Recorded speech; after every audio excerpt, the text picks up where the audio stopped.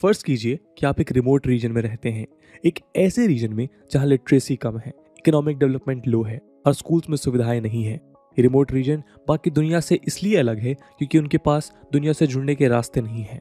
जी हाँ, रास्ते जरूरी हैं। यदि ऐसे रीजन को कोई हाईवे या एक्सप्रेसवे डेवलप्ड रीजन से कनेक्ट करता है तो पिछड़े हुए इलाकों में बदलाव आता है। हालांकि ये बदलाव अचानक नहीं होते, पर लोगों को अपने जीवन को बेहतर करने के तरीके नजर आने लगते हैं।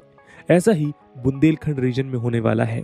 Bundelkhand region historically central India का एक इलाका है जो पिछड़ा हुआ माना जाता है। यह आज के दौर में उत्तर प्रदेश और मध्य प्रदेश में फैला हुआ है। यूपी के 7 जिले यानी झांसी, जालौन, ललितपुर, महोबा, हमीरपुर, बांदा और चित्रकूट बुंदेलखंड में आते हैं। दोस्तों, यदि पूरे यूपी की बात करें तो 10 साल पहले जो उत्तर प्रदेश की कहानी थी अब वो तेजी से बदल रही है। इंडिया और specially Uttar Pradesh particularly farming पर डिपेंडेंट रहा है।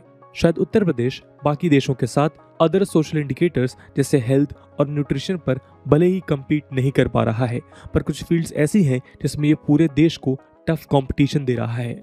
यह है पूरे स्टेट में क्रिस क्रॉसिंग करते हुए एक्सप्रेसवेज। 2012 में यमुना एक्सप्रेसवे के आने के बाद 2018 में आगरा लखनऊ एक्सप्रेसवे पब्लिक के लिए खोला गया। अब बुंदेलखंड एक्सप्रेसवे बनाया जा रहा है। ये एक्सप्रेसवे यूपी में मौजूद बुंदेलखंड रीजन को इंटरकनेक्टिंग एक्सप्रेसवेज के द्वारा स्टेट कैपिटल लखनऊ और नेशनल कैपिटल दिल्ली से जोड़ेगा। आज हम इसी एक्सप्रेसवे को डिस्कस करने वाले हैं। एक वक्त था जब यूपी अपने बेकार इंफ्रास्ट्रक्चर को लेकर बदनाम राज्य था, लेकिन अब सुधार नजर आ रहा है। इस सुधार में रोड्स का एक बड़ा हाथ है। तो चलिए शुरू करते हैं बुंदेलखंड एक्सप्रेसवे को लेकर अपना डिस्कशन। नमस्कार दोस्तों, मेरा नाम है आदर्श और स्वागत है आपका स्टडी आईक्यू में।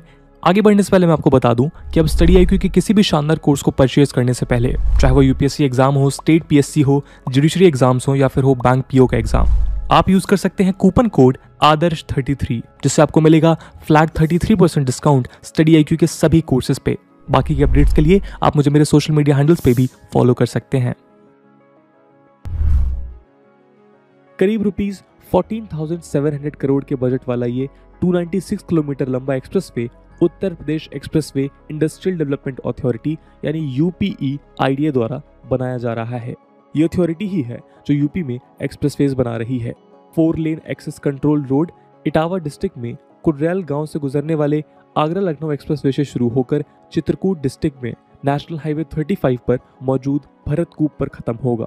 दोस्तों, ये ग्रीनफील्ड प्रोजेक्ट है जो अप्रैल 2017 में अनाउंस हुआ था और इसके लिए लैंड एक्विजिशन दिसंबर 2018 में शुरू किया गया था।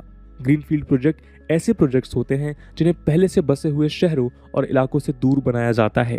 इन्हें नए इलाकों में डेवलपमेंट के मकसद से बनाया जाता है।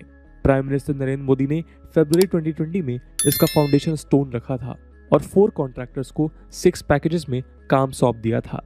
ये packages Apco infratech, Ashoka buildcon, Dilip buildcon और गावर कंस्ट्रक्शन को दिए जा चुके हैं। बुंदेलखंड एक्सप्रेसवे औरैया, जालौन, हमीरपुर, महोबा, बांदा और चित्रकूट जैसे 5 जिलों से गुजर रहा है। ये एक्सप्रेसवे बुंदेलखंड में रहने वाले लोगों के लिए कई खुशियां लेकर आया है। रोड के बनने से आसपास की जमीन के प्राइसेस 2 गुना तक बढ़े हैं। इन बातों के अलावा बुंदेलखंड रीजन में इस एक्सप्रेसवे का होना यहाँ के लोगों के लिए सौगात से कम नहीं है। एक्सेस कंट्रोल्ड और लखनऊ से बुंदेलखंड के बीच और दिल्ली से बुंदेलखंड के बीच का ट्रैवल टाइम आधा करने के बाद भी कई ऐसी खूबियां हैं जो इस एक्सप्रेसवे को रीजन के लिए बेहद जरूरी इंफ्रास्ट्रक्चर बनाती हैं। इसकी जरूरत को हम अगले सेगमेंट में देखते हैं।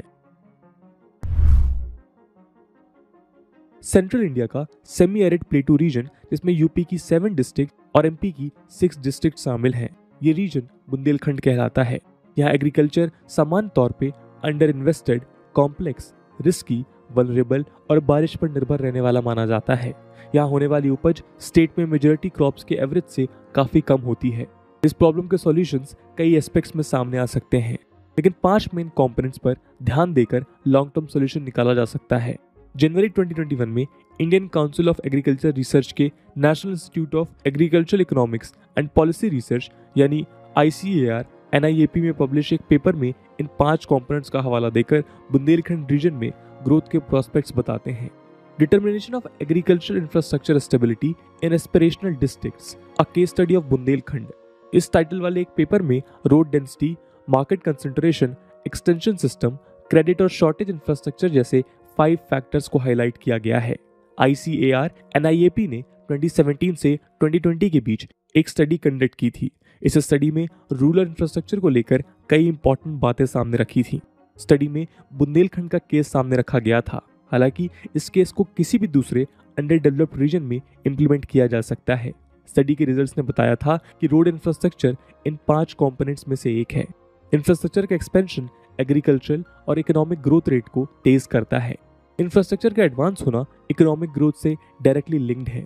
बुंदेलखंड रीजन में ये सबसे बड़ी प्रॉब्लम है। यहाँ रोड्स की कंडीशन बेकार रही है।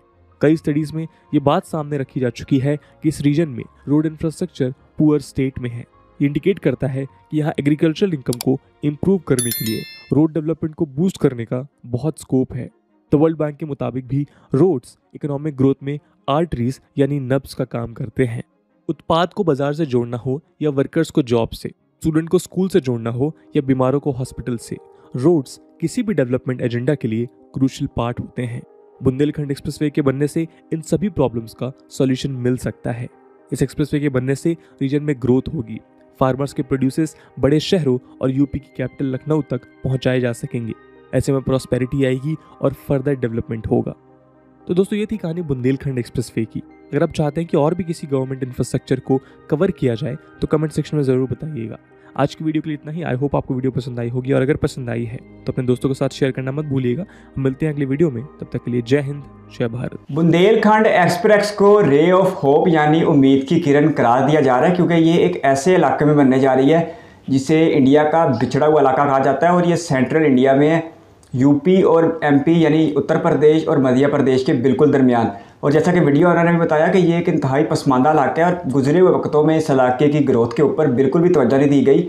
हालांकि यहाँ पर एग्रीकल्चर के लिए वसीम मौके मौजूद है, लेकिन उसके बावजूद यहाँ पर रोड इंफ्रास्ट्रक्चर इतना अच्छा नहीं था कि यहाँ के किसान अपनी फसलों को बड़े शहरों तक पहुँचा के ज़्यादा मुनाफा कमा सकें और इंडिया की एग्रीकल्चर को बूस्ट कर सकें।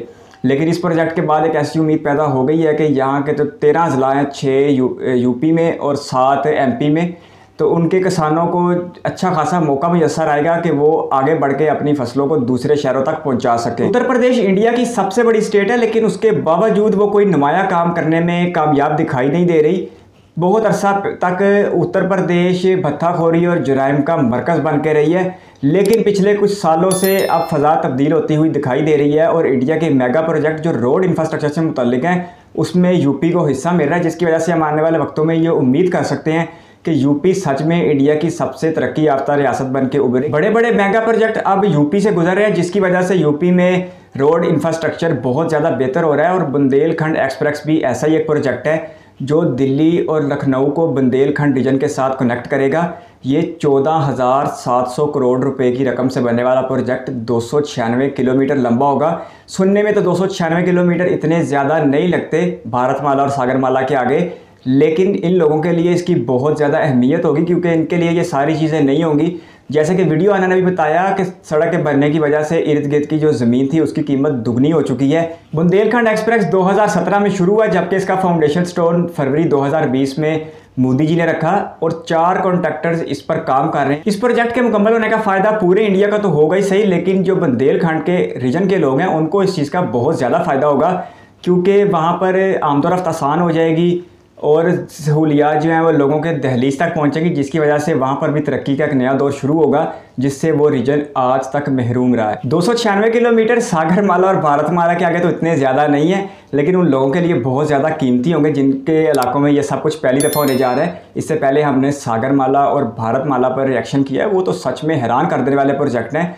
और भारतमाला का जो प्रोजेक्ट है ये इंडिया में इस वक्त सबसे बड़ा प्रोजेक्ट है अपने कॉस्ट को लेके। एंड स्क्रीन पर दोनों वीडियो आपके लिए पेश कर रहा हूँ, आप वो भी देख सकते हैं। और इस वीडियो को कीमती समय देने के लिए आपका बहुत सारा धन्यवाद।